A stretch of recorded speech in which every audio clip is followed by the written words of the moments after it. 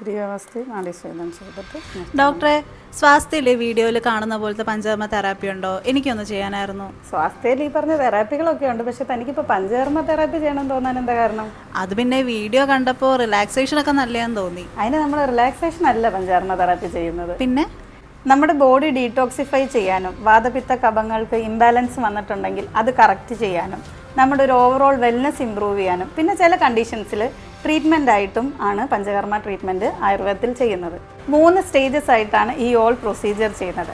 First preparatory stage. ഈ preparatory സ്റ്റേജിലാണ് നേരത്തെ കാണിച്ച പോലെയുള്ള ട്രീറ്റ്മെൻറ്റ്സ്, അതായത് ഓയിൽ മസാജ്, സ്റ്റീം ബാത്ത്, അതായത് നമ്മൾ പ്രധാന കർമ്മങ്ങൾ ചെയ്യുന്നതിന് മുന്നേ ബോഡിയെ പ്രിപ്പയർ ചെയ്യുന്ന സ്റ്റേജാണ് ഫസ്റ്റ് സ്റ്റേജ്. നെക്സ്റ്റ് സ്റ്റേജാണ് പ്രധാന കർമ്മങ്ങളായ 5 പഞ്ചകർമ്മങ്ങൾ, അതായത് വമനം, വിരേചനം, വസ്തി, നസ്യം, രക്തമോക്ഷം. ഈ ട്രീറ്റ്മെൻറ്റ്സ് ചിലപ്പോൾ നമ്മൾ കണ്ടീഷൻസ് നോക്കി ഒരു ട്രീറ്റ്മെൻറ്റായി മാത്രം കൊടുക്കാം, ചിലർക്ക് 5 ട്രീറ്റ്മെൻറ്റ്സും പോകും.